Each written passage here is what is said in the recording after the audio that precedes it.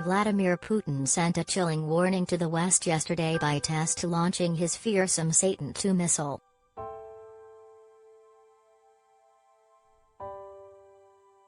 Capable of striking a target 11,200 miles away, the nuclear-capable Sarmat RS-28 is said to be the world's longest-range intercontinental ballistic missile.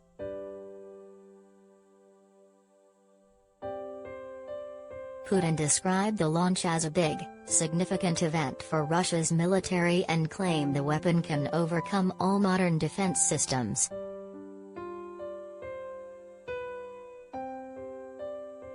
However, the U.S. described the testing as routine and dismissed any global threat.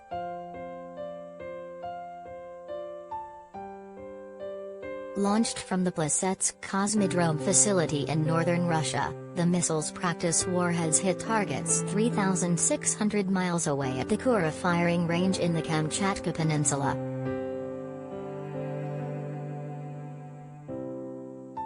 If fully armed, it can deliver a payload big enough to destroy an area the size of France.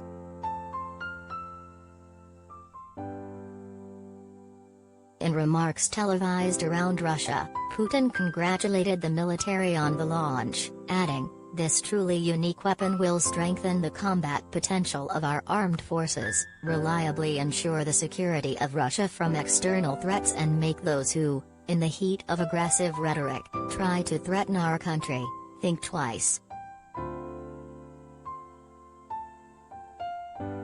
He added it was capable of overcoming all modern means of anti-missile defense. Dmitry Rogozin, director of the Russian space agency Roscosmos, said the weapon was a present to NATO and all sponsors of Ukro-Nazism, a reference to the outlandish propaganda claims that Kyiv is run by neo-Nazis.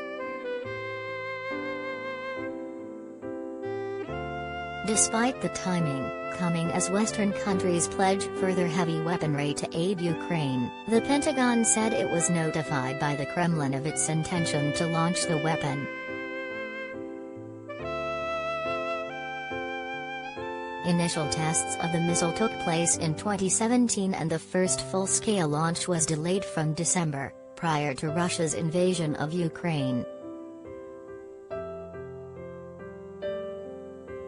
The RS-28 Sarmat is designed to replace the R-36, which had been nicknamed SS-18 Satan by NATO.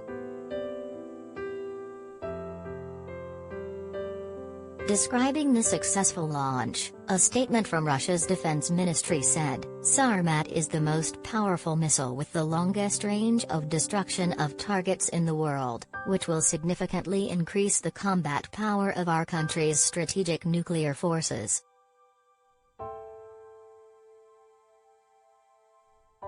Capable of traveling at up to 16,000 miles per hour, it can deploy multiple warheads and other weapons towards targets at hypersonic speeds, making it extremely difficult to bring down.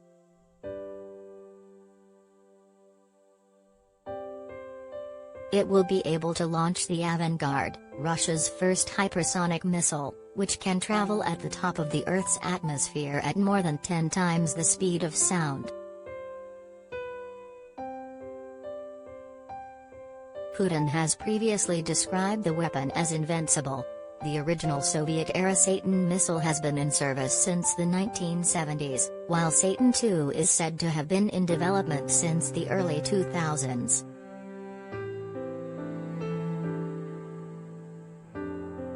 The head of Moscow's Strategic Missile Forces, Colonel General Sergei Karakayev, vowed to keep developing hypersonic weapons.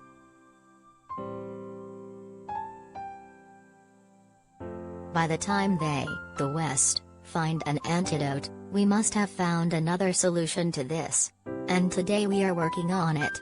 There are developments, there is work in progress.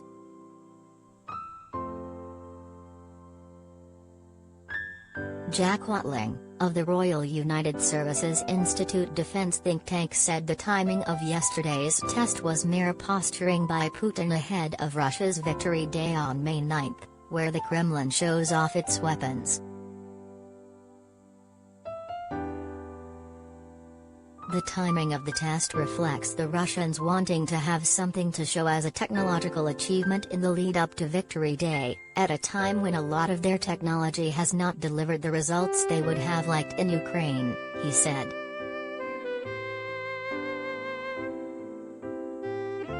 When Putin invaded Ukraine in February, he made a reference to his nation's nuclear deterrence, warning the West that any major intervention would lead you to such consequences that you have never encountered in your history.